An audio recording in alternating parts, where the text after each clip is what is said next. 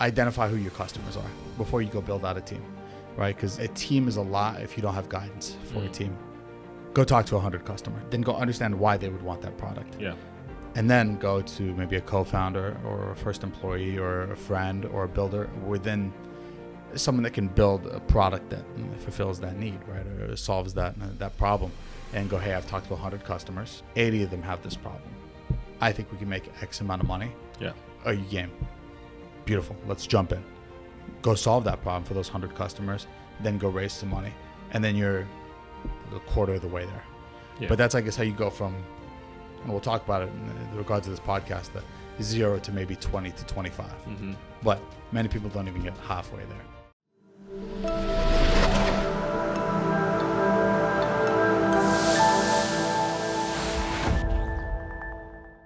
Hey, dear listener, you're about to hear about one of the most exciting up-and-coming companies in the San Francisco Bay Area, Vently. In this episode, I sit down with Nick Khonyasser and the face of Vently, as they call him, Akhil Gutta. Vently is a company that's focused on bringing people together. They're doing so many exciting things in the Bay Area. Most recently, they hosted a Giga party, which was actually DJ'd by an AI robot. Those are some examples of some of the most exciting things they're doing. Holding things like a wellness block party where people come together to practice wellness, such as yoga. Nick and Akhil are committed to bringing people together. But in this episode, we dive into a range of topics, from Nick's journey as an MBA student and learning about building companies really early and how he implemented that to build a company that today he's using to be able to build wealth. But we don't stop there. We switch it up and do something exciting that we've never done on GWP before. We bring in a new guest on the same episode. 2 guests, 1 episode. This is really exciting. So we talked to Akhil, the face of Vently, and he is the creator that you would see if you visited Vently's page. He's the one creating those exciting videos and bringing and engaging the community of Vently. He's a creator. On this episode, he talks about how creators can actually create wealth. This is an exciting avenue for people like you who want to use creator economy to be able to create wealth. Stick around and enjoy the episode. And hey, if you find this episode helpful, be sure to share with a friend. We want to grow this podcast, and you can help us do that. Peace. Enjoy the episode. All right, let's do it. Here's another episode of GWP with Nick. We did part 1. You're back again for part 2. I'm excited. We had a little bit of a hiccup with the part 1, so it gave me some time to get to know you, for us to grow, and even a special guest appearance. So I'm excited for it. Yeah, no, I think we have a pretty nice lineup with an audience today. So it's definitely one of the first few times we're recording with an audience. So I'm really excited to see how all of this goes today. But I think since the last time we had you on GWP, so much has happened. Yeah. And, what I would say is, if anyone is listening to this episode, if you haven't listened to the first episode yet, you should definitely go back and listen. I think that would give people a background on, who you are, what you do. But for people who don't know you, you're the founder of Vently. But, before Vently, you had a pretty interesting journey, right? Yeah. You did all the things that, the regular person would think about doing before actually starting their own company. So you did that, which is awesome. Yeah. And now you're running Vently. Would love to hear a quick rundown of your story for people who haven't listened to that first episode yet. Tell them a little bit about yourself. Yeah, Vently, but it's so much more than that, and it started way before that, right? I think we shared it, but I'm an immigrant, came to this country when I was 10 years old. I'm the son of 2 immigrants. My mom's an immigrant from Germany. Dad from Lebanon, came to San Francisco at 10, loved everything and anything about the city. People, places, things to do, just community in general. Graduated from high school. Some people like trucks, boats, guns, whatever. I really liked venture capital. Started a blog called Today in Venture Capital. Connected pre-seed seed companies to VCs across the valley. Helped them raise, I think, upwards of 10 mil. And I really like the flow of money into startups and seeing how startups scaled from there and just built cool stuff that went on and impacted the rest of the world. Did my BA, MA, MBA at Arizona State. Was elected as student president. Got to manage a pretty large student body over at Arizona State. COVID happened, said, how do we connect communities at the largest public university in the world ever? I knew a company called Fizz. It was really good friends, best friends with the founder. Said, okay, let's do this at Arizona State. I worked at Arizona State, kind of was like a social network for colleges. Scaled that to 300 plus universities, came back to San Francisco, said, how do we think bigger? How do we grow bigger? And how do we impact bigger? Built an amazing team with guys like Akhil. Kind of did it with the thesis of like bringing San Francisco back and bringing people within San Francisco back, and then going and doing that in the rest of the world. And I think now we've very much embodied what our goal was, and that segues me into I think what we're building right now, Evently. Yeah, no, I really love that. So kind of what I was telling you before we started recording the podcast, people who listen to this podcast, they have a knack for building wealth, right? Whether they want to create wealth, accumulate it, build it, and hopefully distribute it at some point in their life. Most of them right now are probably at the stage where they're accumulating the wealth. And one thing that I've learned about wealth is obviously you want to accumulate it as quickly as possible, right? If possible, you want to do that. Most people, there are different paths to be able to accumulate wealth. Some might choose employment, which is a very reasonable and surefire way to accumulate wealth. Steve Ballmer, who was the former CEO of Microsoft, that's the path he chose. And now he owns, the Clippers, one of the billionaires out there. So being an employee works. Others might say, you know what? Maybe that's not the path for me, right? I might want to create something, which is kind of the path you've taken with Vently. You talked a little bit about your journey on Vently. How does one go from, building something that probably is out of nothing, because initially it's an idea of something you think, hey, maybe this is a problem that I have. I'm going to solve it for myself, which is something you talked about, creating community, bringing people together. How do you go from that to be able to finally get to the point where now you're thinking about wealth? Yeah. I'll start on something that you said the first and beforehand. I think you know it from the first podcast that we did. I'm a real no BS kind of guy. I'm a very straightforward person, especially when it comes to I think the vision that people portray on like podcasts or social media.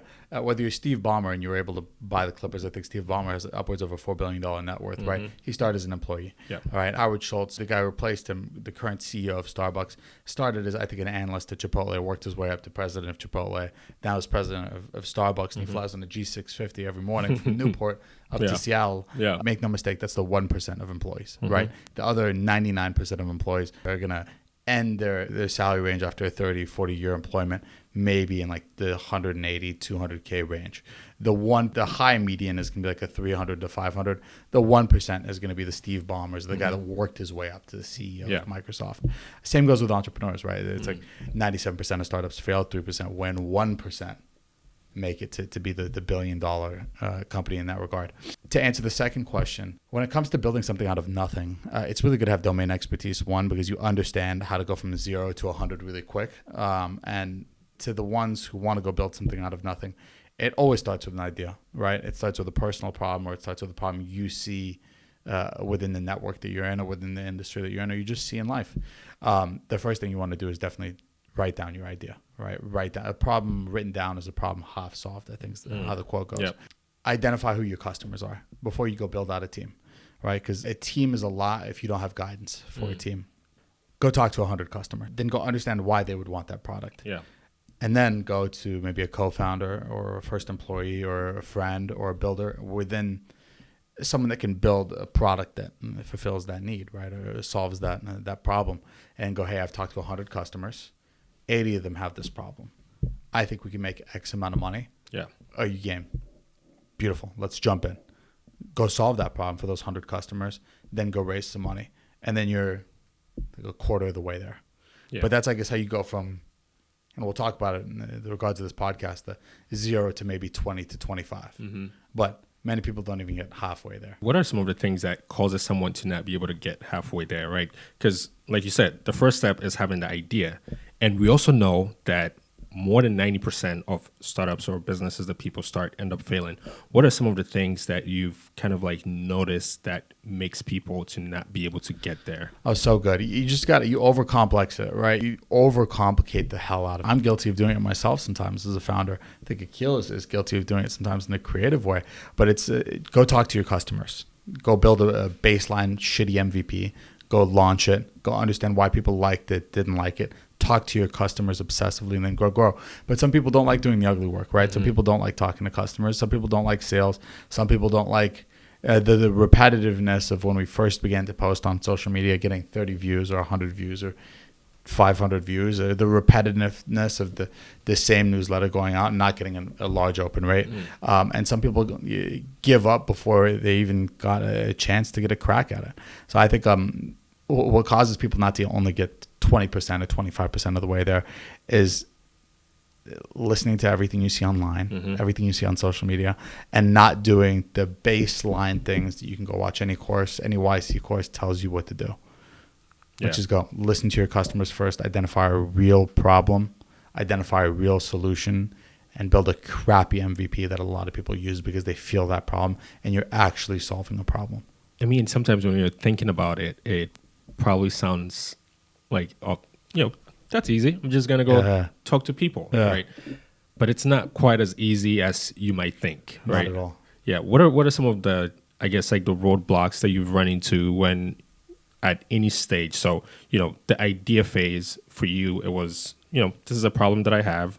I'm going to solve it. And then I think after that is, let me talk to other people, right? Yeah. And figure out if they also have the same problems.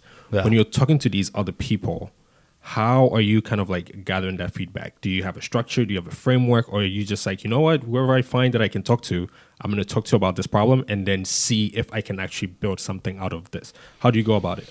That's such a good question. I think Akhil will tell you this too, but I like to talk to just everybody. I'm obsessive with talking to people. I'm obsessive with networking. Yeah. And I'll give you like a million examples behind it. But I think in a place like San Francisco, if anybody, you have listeners in 30 countries, right? But if you have listeners in San Francisco, you should be obsessed with networking. It's a place like no other. I think it's 6x6 square miles. You should be obsessed with talking to your customer and networking. Now back to the question that you asked. When it came to the early stages of building our product, it was relatively simple. We had seen the same problem that we saw in colleges on a larger scale out of colleges. We had seen communities using 6, 7, 8 different platforms just to discover, just to engage, just to grow, just to monetize.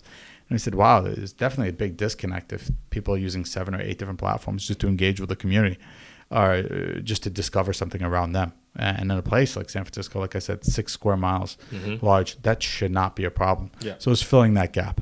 But we still obsess over talking to our customers. And like today, I think our CTO, Brian, kind of yelled at me because he was like, hey, we're not talking to our customers enough. Because I had a vision of where I want to implement product along our roadmap.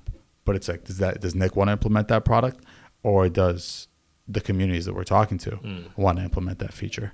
So, you're right. Which the focal point is the customer. Without a doubt. Yeah. Where else is your money coming from? Yeah. Yeah, VCs 100%, but VCs want to see 100x, and you don't 100x unless you have customers. Yeah. And what is Mark Cuban says it all the time. It's sales solves all problems, right? Whether you're selling to a customer, whether you're building for a customer, whether you make no sales at all, your end user is your end customer. So yeah, that's interesting.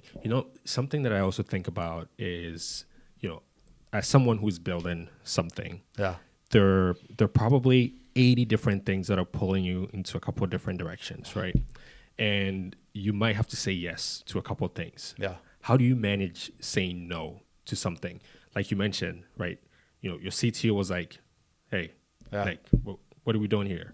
So you're probably saying yes to the VCs, and then you're also saying yes to the customer. How do you sort of decipher the two and, pick not the middle, but the most important things? Oh, dude, I'm going to answer this in a little bit of a different way, but I think like in a startup, there's so many other things you can get sidetracked with that aren't really building your startup, right? Like a little contract over here, answer a DM here, do this here. That sucks, right? Yeah. And at the end of the day, none of that is going to help you win or fail, and you're just wasting your time. But I have a team around me that will check me when I'm kind of in my wrong, and I have a team that feels comfortable with me giving feedback. And I think I hate giving feedback, but I think when I get pulled in a million different ways, the simplicity of just living and dying by a schedule, living and dying by a notion that says, okay, you have to do these things before you do those things. And like, I just have a constant reminder that goes, okay, like I still have to do that thing. And ultimately, like, I know that to grow, you need customers. And I know that to grow, you need network. And so that's where I focus all my efforts on. And then I have amazing team members that focus their efforts on scaling our social presence or scaling our web presence or scaling our TikTok presence, and I don't have to focus on that just as much. But yeah, I think when building a startup, you have a million things that can pull you in a different direction. Yeah. Focusing on the things, have a North Star and set that North Star and continue to abide by that. Like ours is just revenue, is a good one. Yeah. So when I talk to people who listen to this podcast who have an interest in, building companies and building something, what I try to tell them is build a world-class brand, right? It's so important. Anyone can start a company, but you want to build a world-class brand, especially when we're talking about building something that allows you to build wealth. And when I say wealth in this way, I don't just mean money, but also freedom, the time to be able to do whatever you want, whenever you want. Now, when you're kind of building this team, right, to make sure, people are being open to be able to say, hey, Nick, I don't think we're focusing on the right things here. How do you go about that? Because I think it's important to make sure you cultivate that culture, right? Mm-hmm. So that people feel comfortable to come to you and say, hey, you know what? We shouldn't be doing this. We should be doing that. Because you only have 24 hours in a day as a founder, and you're trying to build a world-class brand. You can be focused on a million things, right? Because you're saying yes to your investors. You're saying yes to other stakeholders, right? And you want to make sure at the end of the day, you're kind of able to deliver in all these different places. So how do you go about sort of like delegating and then trusting that, it's all going to come together? Nick doesn't have to have his hand in all of the cookie jars to be able to get things done. Yeah, I think it definitely has to do with who you bring onto a team, right? Like Akhil's a world-class social media guy, and I'll let him talk more about that. But like when I poached Akhil a little bit out of where he was going to, I knew that he was world-class talent. He was getting poached like world-class talent, and he had a world-class impact the minute that he came in. Brian, our CTO, he went to Stanford at 13. His nickname was the King of Code.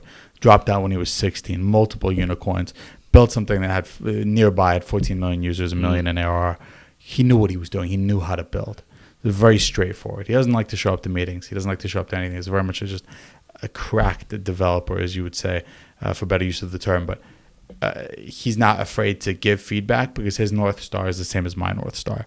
He's built before, he's scaled before, and he's here for one reason, and that's to sell for a couple $100 million. Only reason. He doesn't take a salary. He doesn't care about contracts. He doesn't care about this. He doesn't care about NEAs. He's just here to do one thing, and that's to sell for a couple $100 million, to print money. Yeah. He's awesome. Yeah. He parties just as hard as we do. He's much older than we are. But his main goal is, I'm here to print money. That's my only focus. The rest of the team, same. I'll give a shout out to Gargi, our head of growth, who's just a catalyst and just obsessive growth. And you'll see it in the small things. And that's why I'll probably just never question the team in that regard. I see Gargi's emails go out at like 1 a.m, 2 a.m. I see Gargi going out like when I get back. Like I see Gargi taking calls while she's in her Tesla. That's something that you can't pay to find. And I guess that's a world-class environment that pushes me to be a better person every day. Yeah. I love that. So, when I was kind of like thinking about what we're going to talk about today, what I really wanted to unlock is what I'm terming as startup secrets. And we've kind of been like unlocking a couple of them, right? So number one, we've talked about, being able to delegate.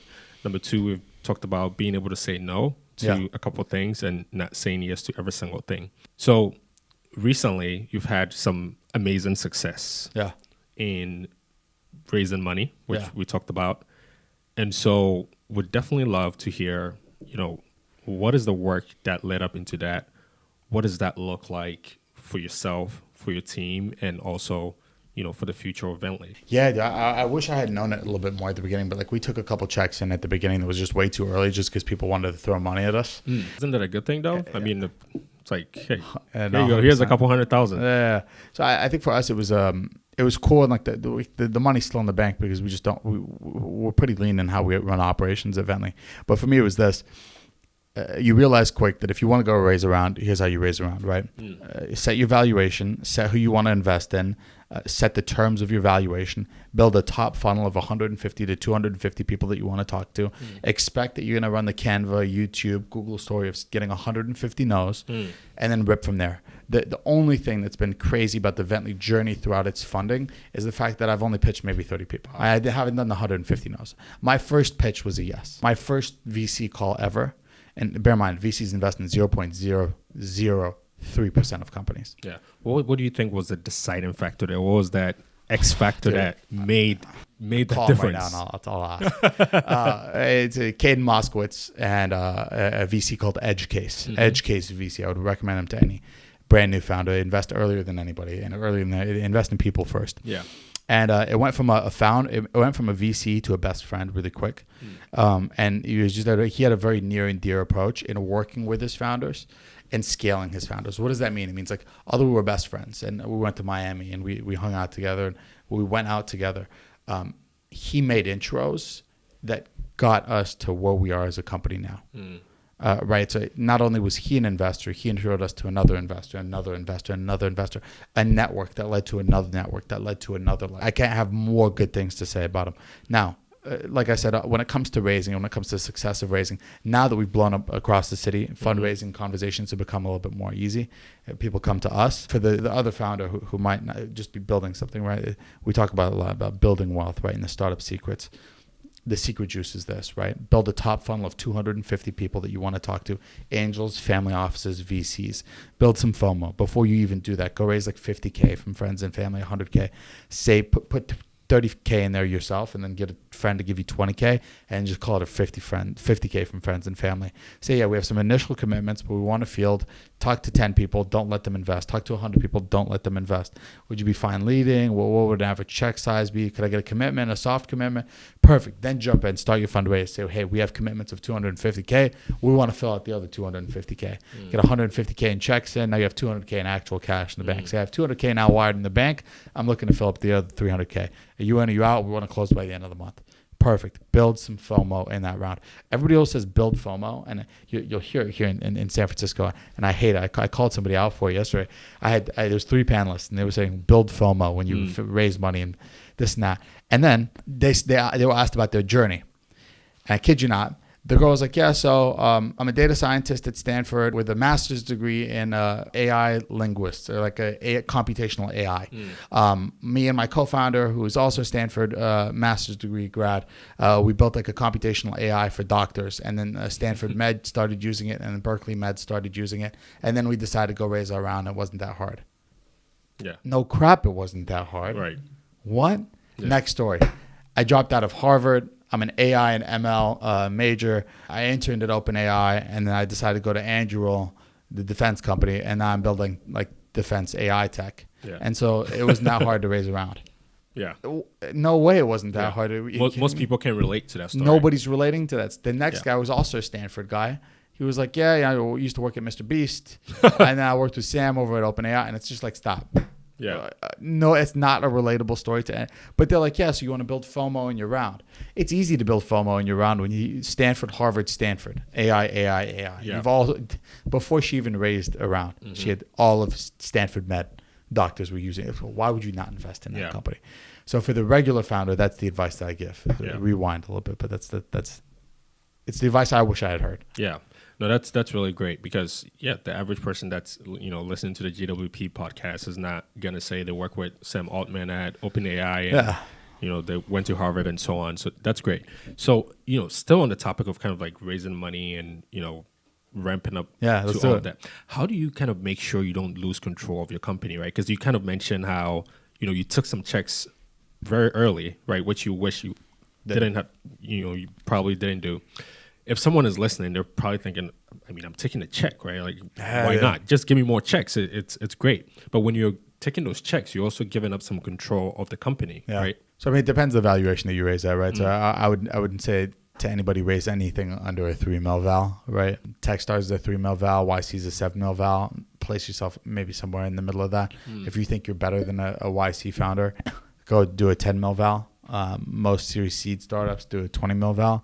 So your pricing is very important. And then don't give up more than like 10%. Don't give up more than 15% of your company in that first round. So, right, if you're raising at, sorry, my brain completely farted there for a second. If you're raising at like a 10 mil val, don't give up more than the mil. Like, don't raise more than a mil. Yeah. If you need more than a mil, think more about what you're doing and the valuation that's kind of right for the precedent in the market. And then, I'd say that's how you don't give up control. Yeah. And then it depends on who you work with, right? Nobody should be asking for a board seat in the pre-seed round unless you have like A16Z or like a SoftBank or like a mega Sam Altman's the board seat that you give it to. Then, sure, right? But yeah, I mean, do things by the standard, right? Yeah, no, absolutely. That's great. You've shared a lot of tips there, and I hope the next founder that's listening to GWP Getting Ready is going to take that and hopefully run with it. They're direct. Yeah, no, I appreciate that. Just keeping it very simple, very direct. Okay, so let's. I kind of want to talk about you a little bit, right? So this journey of being a founder and building something, sometimes it sounds rosy. You valued the company at 3 million, 5 million, whatever. Now you're, a millionaire at that point because you're raising this money and you're doing this thing. It's not always easy though, is it? Because I'm sure there are tough times. Sometimes you go through the valleys, right? And most times you might be on the mountain, but sometimes you might be in the valley for a very long time. How do you deal with that? What are some times that you've, kind of like, man, you probably even cried maybe at I haven't cried yet. I don't know if I cried. I've cried a lot because of happiness. That's great. And technically, eventually, like I was listening to like Airbnb story. It was like, what is it? Nathan Bucherek and Brian Chetsky, CTO and CEO, or like making guest houses like breakfast in the mornings because they needed the extra cash. We're definitely not in a position where we're that strapped for cash ever, or we thankfully have never been in a position that way. But I think there's definitely been some times where it's like, I want to launch a product earlier, right? And there was sometimes it's like, we want to launch a bigger product, or we want to go to market faster, but we weren't doing the things that scale. Like we weren't talking to a customer too much. We weren't talking to the right devs too much. We weren't building what we needed to build. And so I think like our biggest low points, it was product related more so because we had such a big network and we did everything right in operationals. But like when it came to product, it was just too slow. And it was hiring the right people, it was bringing the right people on. And like now, we're kind of excited because like we launched our V1 platform, the MVP platform. We had 10,000 users. It went amazing just in San Francisco. So on a very early MVP, very happy with. And then we are launching the V2 of our platform. So our flagship product is coming out this quarter. Very excited for. We're now in that like waiting stage between that product and this product. And sometimes it's like, man, like, am I twiddling my fingers? Am I doing enough? Should I be doing more? Should I be talking to more customers? And so I think it's like the questioning yourself sometimes is definitely there. But I think like we have such a big network. There's so much that we can do. And so I definitely think that like you'll have those low points. I'm probably not one to talk to about low points because we haven't had too many low points.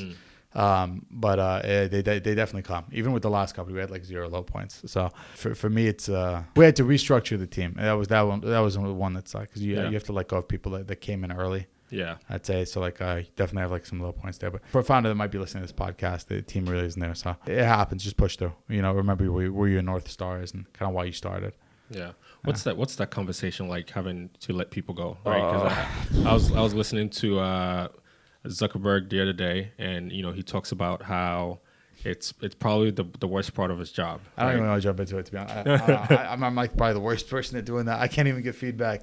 I love giving feedback when I know it's like really constructive, but like I hate telling someone that like I'm like I don't think this looks that good, or like I don't know. The conversation of letting people go is just maybe like my worst trait. I'm not good at it at all. Yeah, I got to learn it. I'm sorry. I just like I'm terrible with it. I'm probably not the one to give feedback on. Yeah, but you're on the journey, so it's fair. It is fair. a journey, and you're gonna learn at some point, right?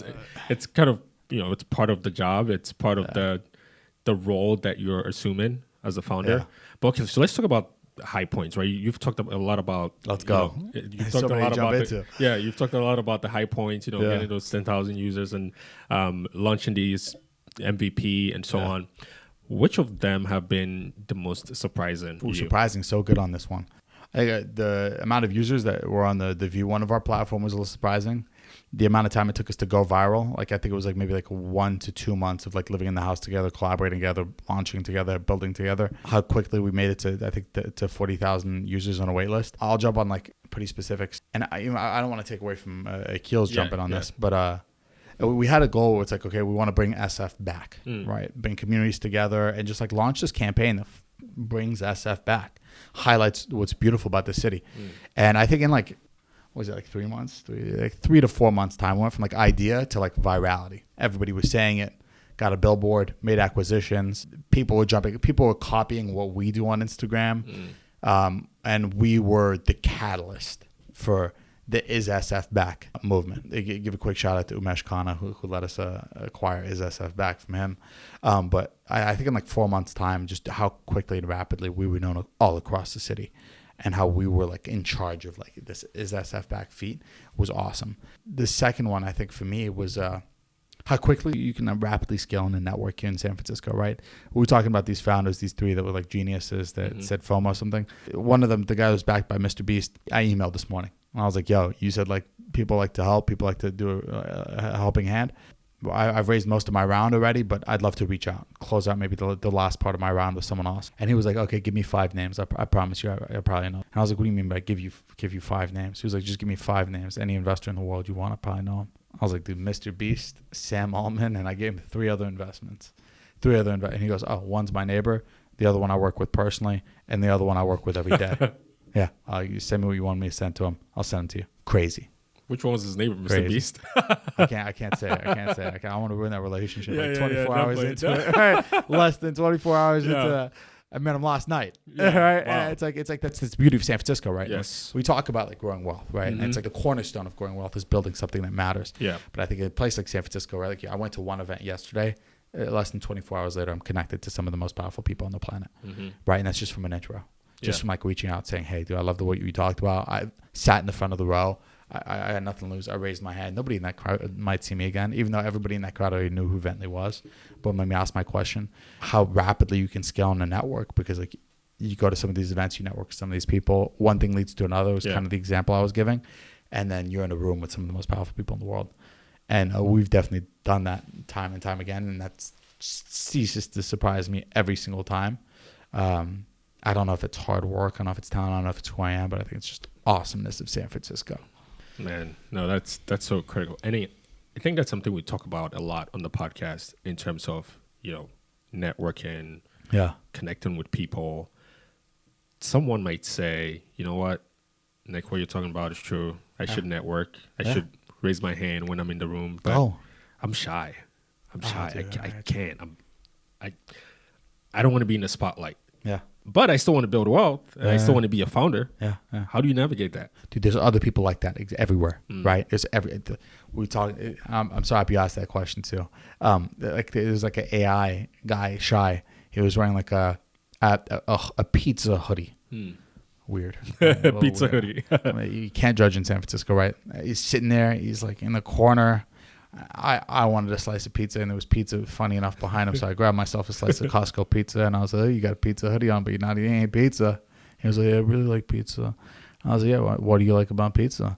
And I was like, oh, I like the cheese, and sometimes I like the cheese stuff. Oh, awesome, cool. Great stuff. But you should treat everyone with a grain of respect, especially here in San Diego. I was like, so what do you do? And he was like, I'm a doctor, and I have a PhD in like advanced AI, and I want to build my next thing in AI. Where'd you work? Anthropic. I was like, oh, how would you do it at Anthropic? I was like, lead AI engineer, founding team. I was like, dude, what? You kidding me? Had a great conversation with the guy. Very much an introverted person. I don't think he came there to talk. I don't think he came there to learn. Yeah. Right? So if you are that shy person, you don't have to go in there and network with everybody. Go in there and learn. Target the people that you want to target with, and go back home. Say, hey, I loved what you talked about with X, X, and X. Here's what I'm doing. Yeah. Boom. Do it from like the privacy of your Zoom. The fact that you went out there and like listened, learned, and engaged, perfect. I don't think Sam Altman's that much of like an extroverted individual. Although like Elon Musk is now. Elon Musk was like a weird guy at the beginning, right? Yeah. Work within the bounds of who you are, because there's many other people like that. Some of the smartest people on the planet are like that as well. You don't have to go be like the Nick or the Papa who wants to go talk to absolutely everybody. It's fine. Yeah. And most of the time, you're not going to be building a social network, right? You're not going to be building like a defense system, right? So you're fine. Yeah. You're going to build something within the pain points that you feel and the problems that you want to solve, because you see them on a daily. And you don't need to, if you're like an introverted guy and you want to build like an OnlyFans, then that's very surprising to me. But go ahead. Yeah, and sometimes that's possible also, right? Go for it. And I think something that's so important also is people need to realize you could always reinvent yourself, right? The fact that 100%. You're, Mark Zuckerberg is the epitome of this, right? So, the guy testifies in front of Congress and everyone is like, oh my God, this guy's a lizard. Like, he has no feelings. He looks like blah, blah, blah. And all of a sudden, the guy is a UFC fighter. He's completely 180 reinvent himself. And I think it's important when you're trying to build something, especially the key is you're trying to influence people. And as a founder, your ability to influence people is a game changer, right? You're going to walk in the room and people are already going to have a perception about you. Maybe they already said, I'm not going to invest before you even walked in the room. Yeah. But it's the onus is on you to make sure you influence this person and hopefully be able to change their perspective, right? Same thing. You're going to meet someone who is in a corner and probably came to the place and wasn't probably looking to talk, just wanted to see what was going on. And it's going to be up to you to change that person's perception of what the event is, why other people are there. So critical to make sure you're being able to do that. All right, Nick. I know we've talked a little bit. I want to make sure we leave some room for Akhil to come on and add to some of the things that we've talked about already, especially the growth strategies for Bentley. Definitely, I think it would be helpful to kind of like pave the way for Akhil. And so, because now I'm excited. You ready for it? I think I'm the biggest ego pop right here. I'm telling you. No. So look, first we've talked about the idea, right? So you come up with the idea. That's great, and then you build it. And once you build it, that's where the work actually starts. Now you need to get it into people's hands. You guys have been super successful about that, though. Yeah. Initially, you had 40,000 plus user wait list before you guys even launched in the first place. Huge success on that. Most people don't have that kind of success, right? And then you talk about, launching V1 and more than 1,000 people using that V1. So the success, 10,000, 25% of the 10,000. 10,000 people using that V1. And then you told me just very recently, you guys have reached 3 million accounts? Yeah, 3 million accounts, right? Which is outstanding. What is the strategy that Venly is using that maybe someone that's listening to the podcast today can implement and say, hey, this is working for Venly. I'm going to try it and see if it works for me as well. One word, consistency, the whole nine, right? And then the next one is 2 words. It's Akhil Gutta. It's our guy. I think the man behind our like viral, consistent virality, right? Every other month, I feel like we're doing like 1 million views and 1 million views and 1 million views. And it's like they're converting views because the type of content that we're pushing out is something that sticks with people because it's something that people feel on a daily, right? The basicness of things to do in San Francisco, right? Posting that every Monday. Yeah. Some getting 1 million views, some getting a couple 100,000, some getting 300 views. Cool, but people love the things to do in San Francisco because genuinely, like, Papa, you open up our things to do in San Francisco on Instagram and you see that Zoo is playing for the mayor, his inauguration party in downtown, in Chinatown. Why would you not want to go to that? Awesome. What is the Venly thing now? That's awesome. It's a platform. I can find communities around me. I can manage a community. I can see, download. Awesome. That works for me. Events, and I can host my event. I can post my event to a map. Let's go. Yeah. Right. But it's that, I guess we talked about like an attrition model the other day, and it's the model of how someone goes from just an Instagram reel to a user, to a customer. And so I think for us, it's consistency though, right? It's like on and on and on and on. And I think it was video number 1,000 and something for Mr. Beast was the one that made the hit. Right.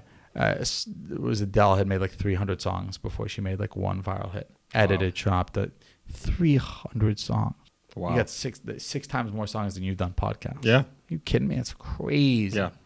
1,000 videos. Yeah. Bro, I'd rather eat a jean jacket. So for us, it's consistency, but we hit it right on the head, and we knew what we wanted, and we knew what our audience wanted. And then, I have to give a lot to just the quality of stuff that our guy is pumping out. Yeah. No, that's really impressive. Thank you for sharing that, Jim, because I feel like even myself, I needed that, right? Because when you're building something, I saw a picture the other day and it's kind of like a meme, but in the meme, it's essentially when it's time for people to support you, it's just one person in the photo, And then when it's time for the congratulations, it's like thousands of people just like, hey, congrats. Like everyone is trying to say congrats. And that speaks to, the consistency piece, right? Because when you're getting started, sometimes the likes is going to be one. Sometimes it's going to be 300. Sometimes it's going to be 250. And then but then if you never release that 300th song, you're never going to be that Adele, right? Yeah. If you never release that 1001 video, you're probably never going to be that Mr. Beast. And, if you're trying to build something, you could apply some of those same principles, right? Because even for you, like Bentley isn't the first thing that you built, right? This is what, second or third? Second, third. Yeah. Second, third, right? And so and I'm sure, there are things, and we talked a lot about this in the first episode, there are things that you learned in the first run that you're like, I'm probably going to do this again, or I'm not going to do this again, right? And then you're always kind of like fine-tuning, kind of like using your own self almost as a guinea pig and learning as you go. So much so. Yeah. So much so. Right on the money. Yeah. I'm glad you shared that. So we're going to do something that we've never done on GWP before, which is transition the guest from one guest to the next guest. We've never done it before, Papa, but we're going to make it happen because that's what we do on GWP. Let's do it. I love it. Without further ado, Akhil Gutta. Yeah. Hey, Nick, appreciate you. Now you're the audience. Akhil, how you doing? I'm good. How are you? Yeah. I'm doing well. I'm doing well. I think usually before I would interview someone, I'd probably do some research, try to do a little bit of reading. That's not what's happening today. But what I've learned is those actually end up being the best episodes. Like I've had episodes where I wouldn't say I knew nothing about the guest, but there wasn't much research. Maybe I knew the story a little bit, but then we just let it be organic, and sometimes it just goes off. And I think that's what this is going to be. So thank you so much for coming today. I'm a mystery box right now. You're a mystery box. Secrets. So obviously we're all getting to hear your voice for the first time. Mm-hmm. Nick has mentioned you're kind of like the face of Bentley many times, which is super exciting to hear, right? It's awesome. Yeah. For a brand that's generating some of the numbers that I've already mentioned, and you being the face of the brand, tell us a little bit about yourself. Like, how did you get to this point? Yeah, no, my backstory is a little interesting. Went to Berkeley for econ and data science, so much more technical stuff. But when I was at Berkeley, I started developing like a passion for storytelling, content creation, got good at editing. And I realized like there was a niche in digital media where I could, still be authentic, but make cool videos, tell cool stories. And after about a year of freelancing, I connected with Nick, and he really sold me on the vision of Bentley and this idea of bring people together. And he gave me this creative freedom to tell that in an authentic way. And so about a year ago or last summer, we moved in together, and I'd say within 3 or 4 months, we just figured it out, and we hit 10K followers relatively early, just trying a lot of things, but we're at a pretty good spot now. I would say humbly that a lot of people in the city know who we are. So yeah, well, it's impressive what you guys have been able to do, but that sounds like a huge pivot though, right? So if I studied economics, I'm probably looking to work at the Federal Reserve or something like that, or at a Bloomberg, right? But you end up working at at Bentley, where your parents like, there you go, more power to you. You went to Berkeley and you studied economics, and now you're doing Bentley. Or what was the conversation like? Yeah, no, it was. I'm a immigrant or son of immigrants, so definitely there was a little scared hesitancy. But I think they're glad I got the degree from Berkeley. That was good. Yeah. And they were obviously a little scared, but then they saw that I was somewhat talented and I was confident about it and willing to work hard, and I started to get money and jobs right when I graduated doing this sort of thing. So then when I could support myself, I guess they were like, okay, keep going, and if you can't make it, then you have a degree to fall back on. But I'm I love it, so I don't plan on stopping anytime soon. So if you could go back, let's say if you could rewind the clock, are you still going to do economics, or would you have done something else? No, I would have 100% done it again, because I think specifically about econ, I think it gives you a really good worldview about things. Yeah. I'm not sure what you guys studied, but I think like I studied business management. It's similar. Yeah. Yeah. I think just like you learn how people think, you learn why people do things, why this country and system runs in the way it does. And so I'm a big proponent that I don't think your college major really dictates what you have to do in life. So if you just choose something that feels like meaningful and like you'll learn a lot, then you should just go for it and do whatever you want after. Yeah, no, absolutely. Now, thanks so much for sharing that. That's really good advice. So let's talk more about Vently, right?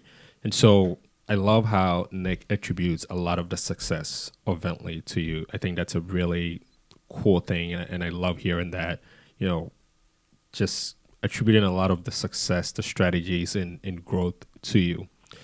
Most founders or most startups end up hitting a wall when they get to that point where, now we have to get the product into people's hands. We've talked a lot about how building something is critical to be able to build wealth. But if you're not able to get it into the masses' hands, chances are you're probably not even going to scratch the surface of what this thing could be. What are some things you think about when you're thinking of, how do we become the number one in SF, right? Do you have a blueprint? Is there like sort of like a framework that you use that maybe someone that's listening to this podcast that hopes to replicate the success of Vently can maybe implement?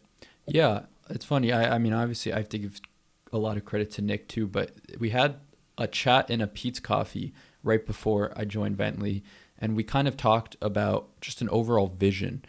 So regardless of the views, regardless of your product, I think you just want to have a clear vision in mind of what you're trying to promote. I heard you earlier talking about creating a brand, right? And so you just want to stay true to that no matter what. And for us, we want to focus everything around bringing SF back together. Obviously, we're an event platform, so that was kind of within our product, but we thought the vibes of that was what we wanted to portray. So going into the content, we always stayed aligned with that goal. We made skits, we made things to do, we made really high quality professional reels, but I think it was all aligned to that same vision. It was very wholesome in a way, very positive, not propaganda, but promoting SF in a very positive light. And so there was a lot of misses. There was a lot of hit or miss stuff, but I think we definitely stayed true to that. And the people who embraced SF and wanted to see it succeed and liked the city, they naturally liked our content and they followed us. And I think because we had that vision, we weren't just an account that went viral. We had like a strong community behind us. Yeah. But then, when you're kind of like building the community at that stage, right? Most people might say, you know what, I don't want to take risk. I don't want to try things that are kind of, I don't know how this is going to work, right? So I'm just going to kind of like stick to what I know other people do. It sounds like that's not what you guys are doing, right? You guys are literally pushing the boundaries, trying to see what sticks to the wall sometimes. Some may work, some may not work. How do you kind of approach that to make sure you're staying true to yourself, like you said, as a brand, and still also being able to push the boundaries and try new things? Yeah, I would say that as advice to people out there, that it's not bad to take inspiration from other content in your niche. If you see things are working, you should try to figure out why they're working. But don't necessarily copy it. I think you just have to transform it into your own vision and brand. And so we did that. We obviously found things that worked on Instagram and TikTok, but we wanted to stay true to what we were doing. And we packaged it. I like that word for content. We packaged it in so many different ways, but consistency is always the most important thing. And I think you also have to know though, when it's time to try something else. If you try a type of content for 2 weeks and nothing is hitting, then maybe you want to go towards more like vlogs or, whatever your brand is. But I don't think there's a wrong way to make content for anything. It's just about trying things out and transforming your strategy for it while staying true to what you want your viewers to know. Yeah. I think one thing we constantly hear today is content is king, right? Do you believe that? Do you share that sentiment? I very much agree. Yeah. Yeah. So if someone is kind of like listening to you right now and saying, yeah, maybe content is king, but I don't agree. What makes you agree to that sentiment that content is king? What have you seen? What are you doing that makes you kind of like share that sentiment? Yeah, I think it actually goes back to my time at Berkeley when I was making the decision to go in content, I felt like this huge transformation shift in startup scenes, just business in general, where all of these brands came to this realization that the way to grow is content. And whether that means you're a startup or a big company like a Macy's or a well-known brand, I think they all realize that you have to do it because that's the way to reach everyone. And while those big brands are doing it, it also gives small companies power like they've never had before to scale and grow in such a quick time frame. I hate that people, try to cheat the algorithm to grow, but it is an effective way to get your name out there very quickly. So I think it's going to just keep growing. I don't see content stopping anytime soon. And I think understanding the algorithm, and you don't have to be the greatest editor of all time. I've seen people blow up just by making vlogs or skits, very simple stuff. But if you just understand what your audience wants and understand the algorithm, you're going to put your business in such a better position. Yeah, no, that's great. I've kind of read things where people say, the algorithm is always changing, right? How do you kind of like keep up with that? Yeah, I'd say that obviously you want to understand, there's small things like hashtags, lengths, music that always matters a little bit. But I think if your content is quality, that it'll always break through. And that doesn't mean it's the most epic edit or something, but just authentic. I mean, I've seen people go viral and they just talk to the camera for a minute or 2 minutes. If you truly believe that you're delivering something that people, I think actually there's a better way to explain this. There's 3 ways to make content. Educate, which is what you're doing here. Inform, which is teach them about something by kind of explaining it to them, or entertain, right? So if your content hits one of those 3 buckets, I think it'll always do well regardless of the algorithm. Educate, inform, or entertain. Or entertain. So Bentley, entertain. Well, yeah, I think entertain and inform a little bit, because we tell people about things going on in the city, and just how cool the city is. But I think that's kind of the balance we found. That's awesome. Yeah, I love that. So I want to talk about you and Bentley a little bit. You have a really cool role. You're creative director of Bentley. Yeah. What do you do in your day-to-day? Yeah. So I think back in our V1, we were doing a lot of, I would say, market analysis by going to events, hosting events. So that was really fun because I got to capture these events with photo, video, create edits for them, work with all these cool brands. So that was amazing. Obviously, there's some more gritty stuff. Like I do some graphic design, photo stuff, a little SEO now that we're trying to pivot into the web-based platform. Yeah. But I think at the heart of it, it's really just trying to scale our social presence through TikTok, Reels, paid ads, all of that stuff. And it was new to me when I started, but I wouldn't do anything else, honestly. Yeah. So, if there's a young adult that's listening to our podcast right now, they're like, man, Akhil, I want to be a creative director too. That sounds like a really cool role. What advice would you give them? Yeah, I think being a creative director is kind of holistically understanding whatever space you're in. Not just creatively, but just getting it. So like if I think me and Nick, we just understand the event space so well that now I can do design for it, do photo for it, do video for it. And you do want to be a jack of all trades a little bit because you're going to be asked to take photos, videos, Canva, graphics, music. Like there's a lot that goes into it. But I think if you're confident in your taste and your niche, then you can totally make it. Yeah. But what about the people that say, hey, focus on one thing, do it for 10,000 hours and become a master at that? How about that? I respect that too. I think that's definitely a good way to do it. I mean, I'm sure there's a lot of those things I just mentioned. There's people way better than me at all of those things who are experts in their craft. And I'm trying to be as proficient as possible in all of them. I don't think I would disagree that that's a wrong path to take, obviously. But I think when you're working in a startup, you just wear a lot of hats, right? You can't just be a graphic designer. So it's kind of forced me to try to understand as many aspects of the creative space as I can, which has worked so far, but there's still a lot for me to learn, definitely. Yeah. What does the future look like for Bentley, whether it's in the creative space or, looking 10, 20, 25 years ahead? Yeah, well, 25 would be amazing. That Yeah. means hopefully I would be not poor. But I think Bentley, we're going to continue to connect people. Right now it's just in San Francisco, but the goal is around the world. And we plan, I think, to keep the same branding and vision that we had that first time I met Nick at that coffee shop. And hopefully we'll see. I mean, I think with startups, there always will be slight pivots and slight changes to your product that you didn't necessarily, foresee. But I think hopefully our mission is pure enough and our team is solid enough that we can continue to scale. And this is going to be very exciting next 3 or 4 months for us because there's a lot happening. So Yeah, I love that. So when I was talking to Nick earlier, one of the things we were talking about is some of the high moments, right, that Bentley has had. We've highlighted a lot of that. And I asked Nick, those dark times when you're kind of like in the valley, what are some of those moments that maybe you've experienced on your journey, not just with Bentley, but just in general, whether it's as a creator, as being part of Bentley, what are some of those moments and how did you come out of it? yeah, so the low moment? Yeah. Okay. Yeah, I would say as a creator, a common one, I have a lot of friends too, and it's just the feeling of imposter syndrome a little bit. And I'm sure founders feel it too, right? When you see other startups raise a Series A in like a year and you're like, how did they do that?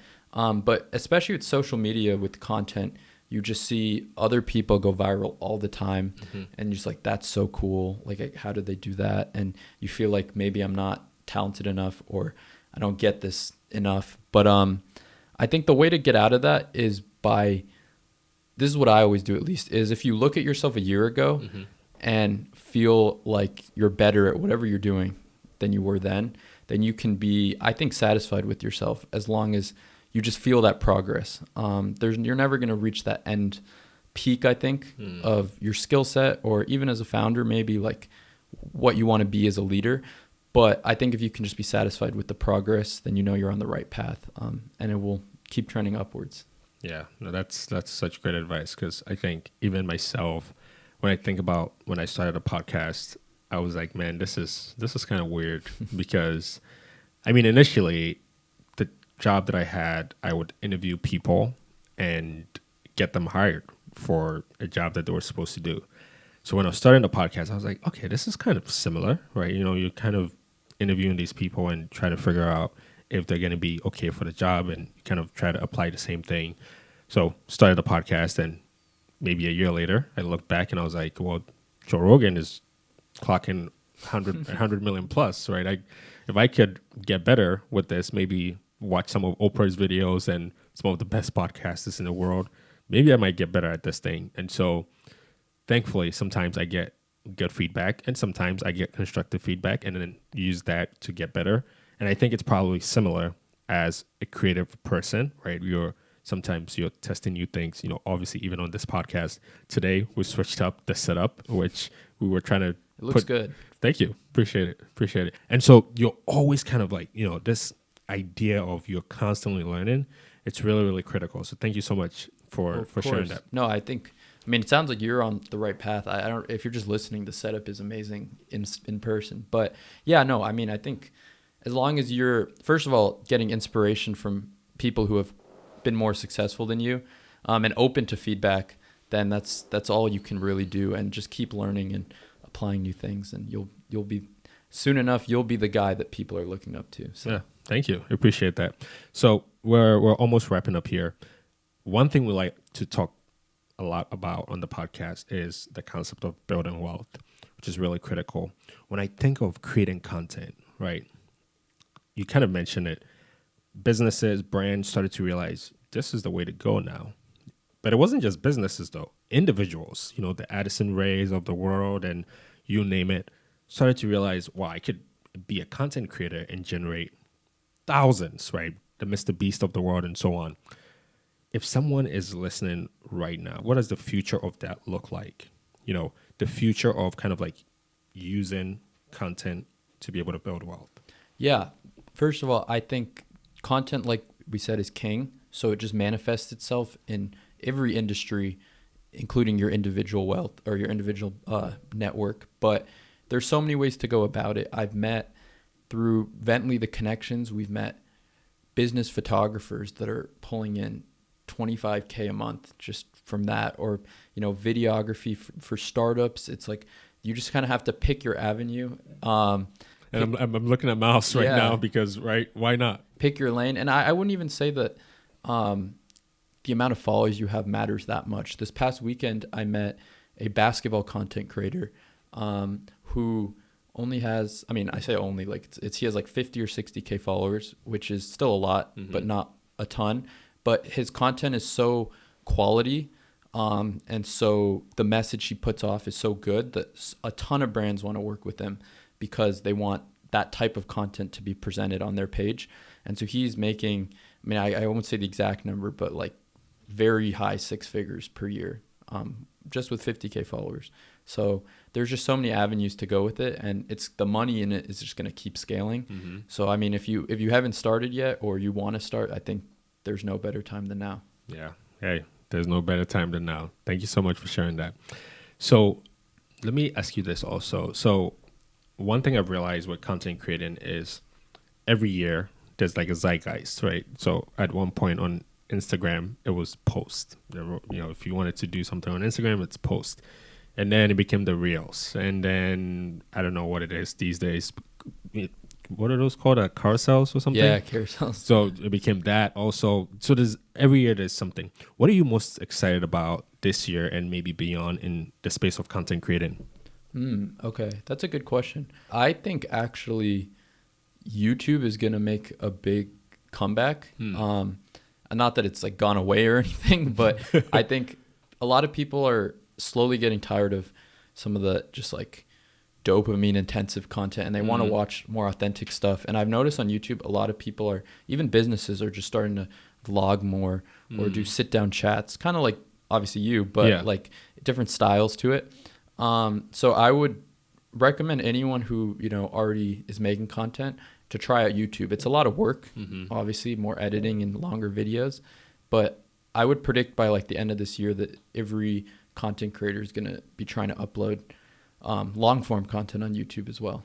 But I'll be remiss if I don't ask you about TikTok. Do you think YouTube is making this comeback because TikTok could potentially get banned in the next few days, or what do you even think is going to happen with that? Yeah, I don't know. It got banned for like 8 hours on my phone. I was a little sad. But I think TikTok, as long as it's here, will always be super relevant and everyone will use it. But I think TikTok, even more than Instagram, is like a very specific style of content. And I've actually noticed on TikTok as well, kind of that same like sentiment of wanting to de-influence, where people are just talking. They're literally phone in front of their face, just giving their thoughts on stuff. Super low budget, super authentic. There'll always be a place for every type of content, I think. But I think, especially for people listening who aren't necessarily editors or creators, if you have thoughts on something and you feel like people deserve to hear it, then you should just start posting yourself talking. I really foresee that being like the future of all platforms, mixed in with, the memes and edits and whatnot. But yeah. No, I love that. That's so interesting. Well, we've had a nice talk 100%. And we've learned a lot in that short amount of time. Is there anything else that you wanted to talk about that maybe I haven't asked you about? No, you were a great host, first of all. Very good questions. I think I can leave people with like a final note, which is that I think when it comes to starting content or working in content, that everyone is trying to do numbers and go viral and feels inadequate sometimes if they're not hitting those numbers. But I really think that the first step of the puzzle is creating stuff that you're proud of and feels authentic to you, and then everything will come after that. Every big creator that I know and worked with struggled a lot at the start.